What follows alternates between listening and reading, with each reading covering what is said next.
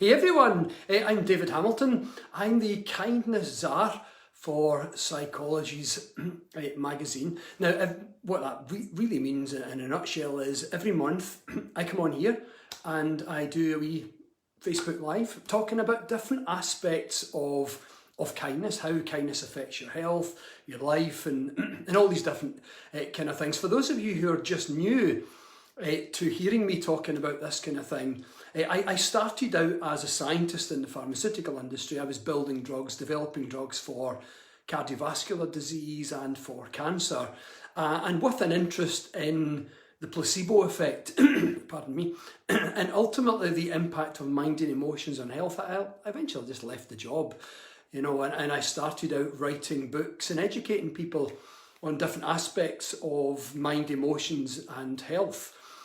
So that's kind of how I got into kindness, and so a lot of my writing and speaking is on kindness, or I also write on things like self-esteem, and I even write on the mind-body connection. Pardon me. I'll just have a wee drink of water before I get properly going, using a metal bottle rather than a plastic one, just point that out. But anyway, so what I wanted to talk to you about today was how kindness is the opposite of stress. Now, I kind of gave this away in the advert for this, because normally if I'm giving a live talk to a group, I'll say, or even if I'm doing a live talk online to like a corporation or a group or individual or groups of societies, I will say, what is the opposite of stress? And everyone says, well, the opposite of stress, it's peace and it's calm and it's relaxation, it's tranquility. And that's what I would expect you to say. But in actual fact, the opposite of stress, and I say I gave this away in the advert, but the opposite of stress is kindness. Now, let me explain what I mean by that. Think about what is stress. It's the feeling that you feel when you feel stressed, and then the physiological impact on the body. And that feeling of stress, the impact on the body, has very little to do with the circumstance you find yourself in. I mean, out with severe stressful or traumatic events, when obviously there's a reaction of your nervous system. But for most everyday ordinary stresses, how you feel is not dependent upon the circumstance. Like two of you could be in the same place, let's say, going to the same place, and you're held up in traffic, and one of you's feeling stressed and the other one isn't, and let's say you're the one that's feeling stressed, and because you're thinking, oh, I hate being late, what if we're late? And you'll be going through all the consequences of being late, and so you're feeling stressed, and those feelings of stress are bringing about the production of stress hormones like adrenaline and cortisol, and all that. So these productions of stress hormones, and then the physical effect on your, on your blood pressure, or on blood volume, and different parts of the body, the immune system, is then for a consequence of how you're feeling. But your friend beside you, she's saying, hey, take a chill pill, don't worry about it, it's absolutely fine. I mean, apart from the fact you now want to punch her, you never in the history of calming down, has anyone ever calmed down by being told to calm down? I heard that somewhere. It's not, I didn't think that one up myself. But you just want to punch them. But because she's not feeling stressed, it's the same situation, you're both in the same car going to the same place, she's not feeling stressed, so therefore her brain won't have anywhere near the number of stress hormones, and there will be almost no physical effect of stress, like no blood pressure raising, no immunocompromisation, i.e. suppression of the immune system. So the circumstance has very little to do with the effect on the body. It's because you feel stressed. So feeling stressed produces the physiological feelings associated with stress. Now, where I'm going with this is when you be kind to someone, or even when you be kind to an animal, how does that feel? It's nice, isn't it? It feels kind of warm. Sometimes it feels fuzzy. Sometimes it feels satisfying. In some ways it taps into an ancient sense of connection and rightness in us, and it feels nice. But that feeling associated with being kind, those feelings induced by kindness, bring about opposite effects in the body. to the feelings induced by stress. Because think about what triggers many of the physical effects of stress is that feeling stressed produces stress hormones like adrenaline and cortisol. So when you be kind, and that nice feeling that you get, that feeling induced by kindness produces, believe it or not, kindness hormones. And I actually call them kindness hormones, really, and I've written about them in my books, so apparently that's their name now, because if something's published like that, that's what it's called. But I call them kindness hormones to draw a comparison with stress and to show that it's ultimately the same phenomena. How you feel produces a hormone, and then you can track what these hormones do. So the feelings induced by being kind produce kindness hormones, which, if you track them, bring about many of the opposite effects to stress hormones. I'll give you a few examples, but before I give you the actual examples, there was a study done a couple of years ago that first looked at this kind of opposite effect, and psychologists had asked volunteers to fill out a form every day, or at the end of every day, so at night time. And in that form, they were to score themselves for how stressed they'd been that day, and also score themselves for how many acts of kindness roughly did you do. So every day you would fill out your little form and give a stress score between 0 and 10. So if you'd been really stressed that day, you might have put a 9 or a 10. If you'd been really chilled out that day, you might have put a 2 or a 3, right? And then they were also asked for a kindness score. So roughly, how many acts of kindness roughly can you remember having done today? It doesn't have to be exact, but averaged over a large population, you'll kind of, it more or less works itself out.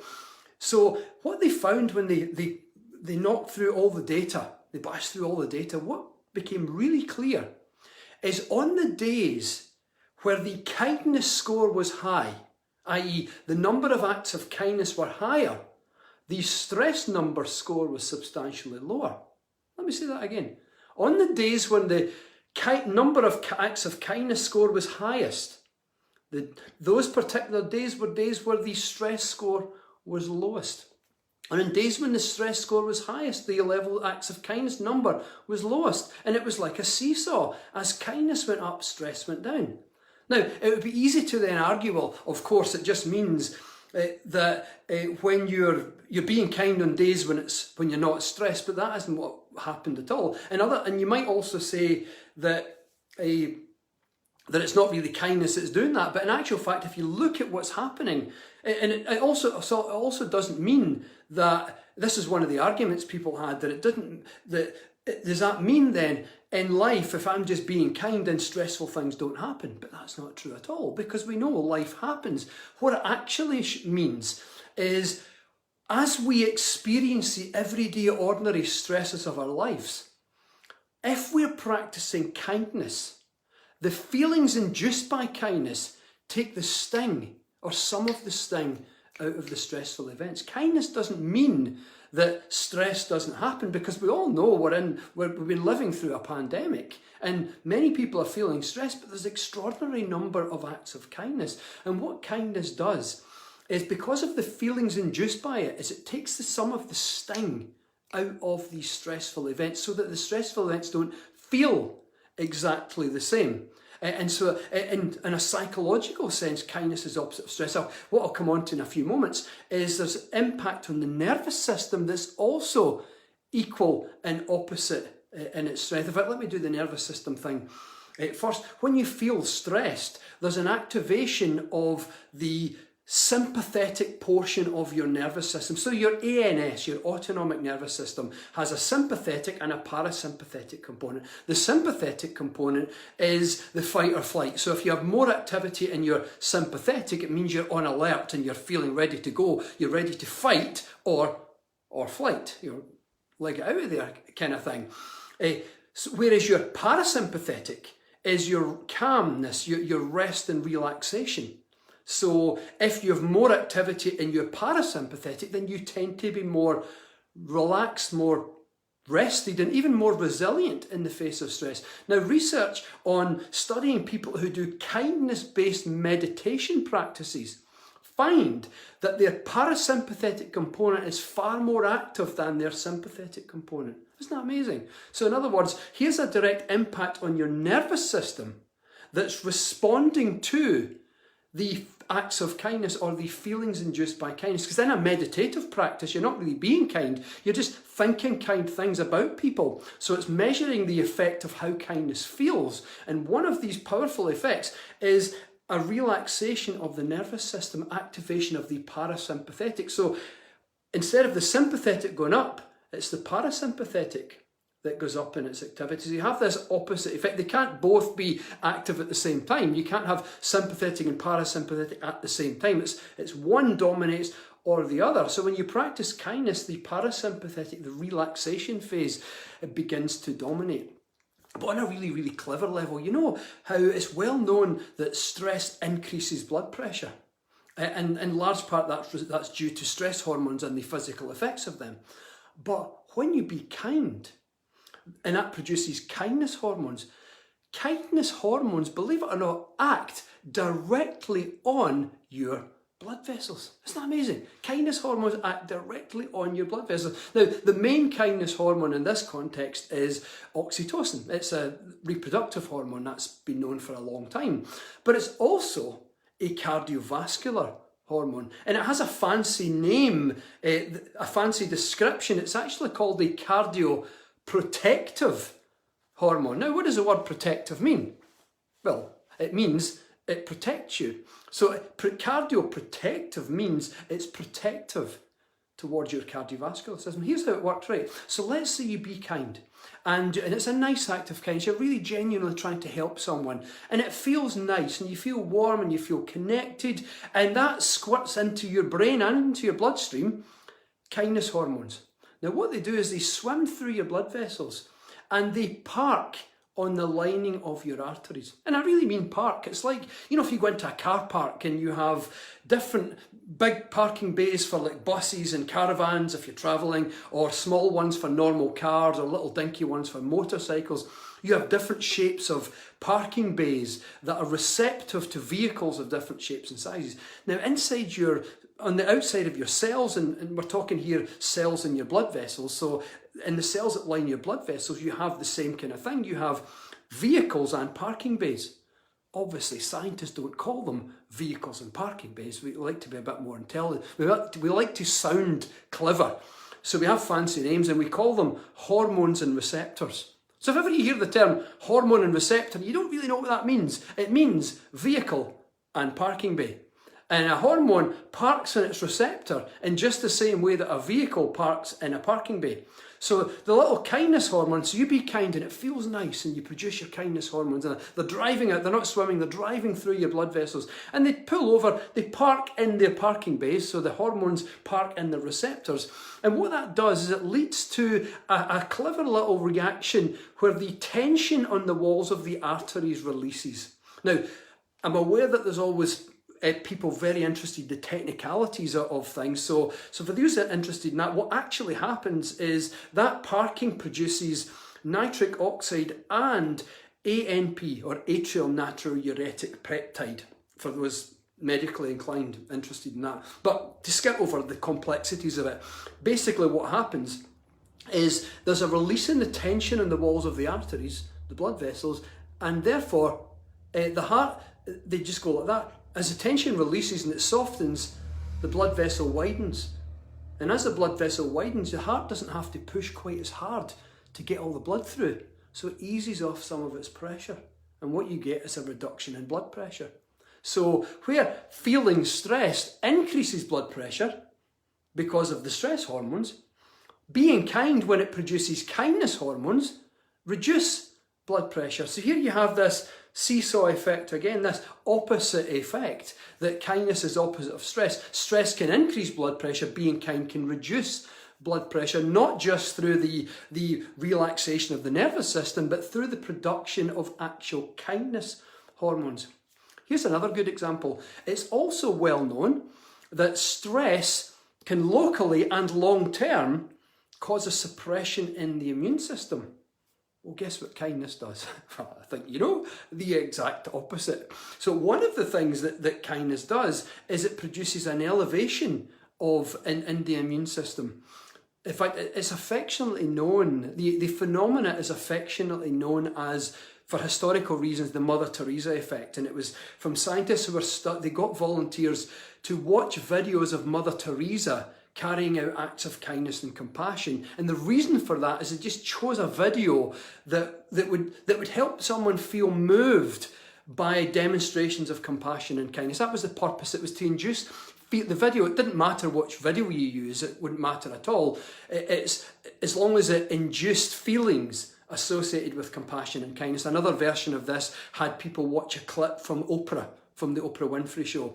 But in this particular study, they had Mother Teresa. And what they found is when they sampled an immune system antibody from the saliva called SIGA, or secretory immunoglobulin A, for those of you technically. There's a test at the end, by the way. Secretory immunoglobulin A, SIGA.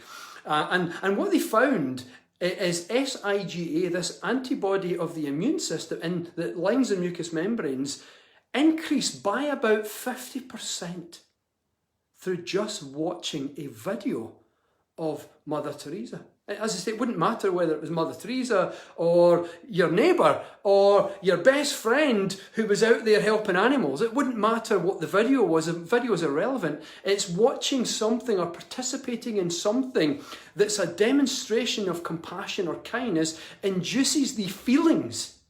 And what the feelings did through their biochemical effects, just like feeling stressed has biochemical effects, the biochemical effects induced by feelings of kindness led to an elevation, a substantial elevation of the immune response. In fact, the psychologist Jonathan Haidt actually calls the feelings induced by kindness elevation. It induces you an elevated state, and it just so happens that that elevated state, due to its biological effects, elevates the immune system as well.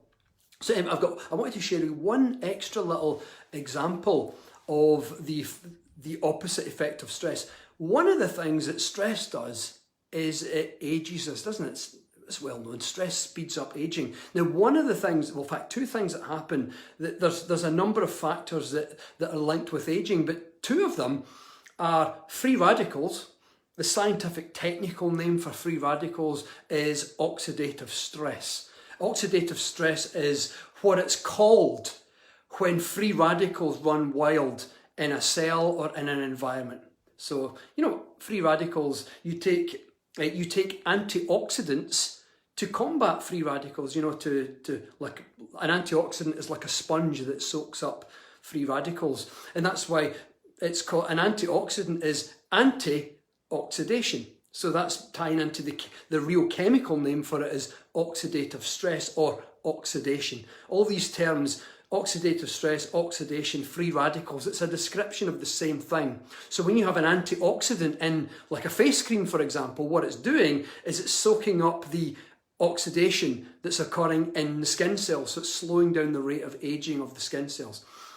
This leads me into, in fact, the other aging process in cells is inflammation. So this leads me into a clever little study when scientists took cells, they took skin cells, and they put them under stress in the lab that would simulate the same kind of stress, chronic stress that we might feel over a period of time. And what they measured is high amounts of free radicals, oxidation, high levels of oxidation. But then they did the experiment again, this time in the presence of the kindness hormone. Now guess what happened? The rate of oxidation massively slowed down. And what does that actually mean? It meant at the biological level, the cells were aging more slowly. At the biological level, the presence of the kindness hormone in the cells meant that these skin cells were aging at a slower rate. I've been practicing this for 97 years, just dye myself hair grey to make myself look more my age. Crap joke, I know, but I get enthusiastic and excited about these kind of things. But isn't that absolutely fascinating? Now, the other process I talked about in cells that age them is inflammation. Scientists did a study where they measured inflammation in cells from the blood vessels and cells from the immune system, both of which are aged through inflammation. And they measured this. in the body. But then they introduced the kindness hormone, and again, there was a powerful anti-inflammatory effect inside the cells of the blood vessels and the cells of the immune system. And given that inflammation is often called inflammaging, it's an aging, it plays a big part in aging. So what they were measuring is an anti-inflammaging effect in the cardiovascular system and in the immune system. So here we go, is another opposite effect. Kindness does the opposite of stress. Stress speeds up aging, and kindness slows it down. So there you go. That's most of the kind of science I wanted to show you. I've got a little, not one to always plug my books, but there's a wee summary of the opposites. What stress does, what kindness does. That's from my wee book, The Little Book of Kindness. It's my only illustrated book. I've written up 10 books. I'm on the 11th. But that's my only illustrated one. I've got that wee table of the equals and opposites. If you want to read more, then you get it in The Little Book of Kindness. Or The 5 Side Effects of Kindness is my full-length book that deals with all the different aspects of kindness, stress and all that. So anyway, I want to finish by just setting you a wee challenge.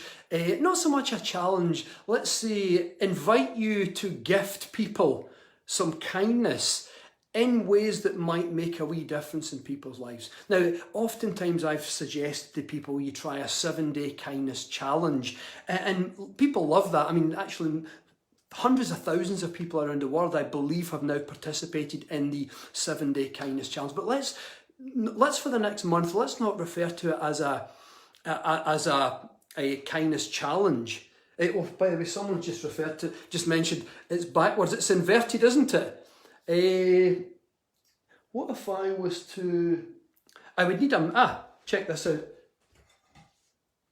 What if it's inverted, what if I was to do that? And flash it in a mirror? Can you read that now? There's a bit of science for you. Can anyone read that? Someone put a wee comment, ask me if you can read that. I'm flashing it in a mirror now. Haha, cool. Right, okay, so maybe you can see that. I'm just flashing it in a mirror. I'm guessing that if you're seeing an inverted book cover with an inverted what kindness does thing, that if I flash it in the mirror, then you should be able to read it like that. How cool is that, eh? There's a wee bit of physics for you. Cool, eh? So, The Little Book of Kindness, that's my only illustrated book. Talking about physics, out of pure interest, I've been doing a part-time university degree. I've got a degree and a PhD in chemistry, and I've worked as a scientist for years, but I'm currently half the way through a university degree that I'm doing it part-time in mathematics and physics.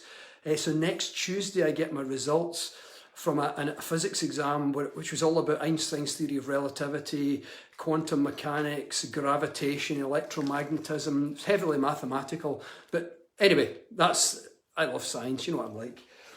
Anyway, what was I saying? So let's not call the 7-day kindness challenge a 7-day kindness challenge. Let's pretend it's not a challenge. It's an invitation to help people. So how about for the next month, you try to do something kind for someone every day, okay? So just try, for the next month, just try to do something kind for someone every day. Even if you don't have the physical ability to do something, even if you could say something kind, or even if you're not able to, close your eyes for a few moments and think of someone in your life. It might be someone you know well, or it might be just someone from your past. And think something nice about them. Recall something nice about the person. Because that, in and of itself, that is an act of kindness. If you can't physically get out there or don't have the opportunities, try it for a month, for 30 days. It literally will change your life, especially the meditative practice. If you can't physically go out, close your eyes and think some kind thoughts about people. And it does have a measurable effect on your nervous system, on your cardiovascular system. And it also feels good. And you know what? I think if there's more kindness in our hearts, changing the world starts in our hearts, doesn't it? It starts with the feelings that we have and the thoughts motivated from those feelings. And maybe if we can build more kindness in our hearts, I'm getting quite emotional talking about this. If we build more kindness in our hearts, then maybe that will pour out of us in how we think about people and how we treat people, and the impact that we have in the way in which we do the things that we do in our everyday life. So anyway, that's all I really wanted to say today. I've probably overran quite a lot. Sometimes I can't stop talking, really. I was only supposed to do about 15, 20 minutes, but 25 minutes, what's an extra 10 minutes between friends, eh? So anyway, I've enjoyed this. I hope I'll see you. I'm back here every month. I do a Facebook Live for Psychologies magazine because I'm their kindness czar. I don't really know what that means, except that I was about to give a live talk in London, and the editor-in-chief of Psychologies magazine, Susie, came up and said, "David, will you be our kindness czar?" And I had to quickly, to pretend that I was clever, I went, "Oh, yeah. And then I went round the corner and Googled it. I didn't know what a czar was, how to spell it. But I just said yes anyway. So historically, that's just kind of what I'm called. So there you go. That's the history of why I'm called the kindness czar for Psychologies, because I didn't know what the word meant and I had to Google it. And so rather than not look intelligent, I just pretended that I knew and said, "Okay, yeah, great, I'll do that." Yeah. So anyway, enjoy the rest of your day, and I'll see you sometime again. Just whatever you do, just be kind or close your eyes and think kindness. And I'll see you again sometime. So lots of love. Have a great day. Bye for now.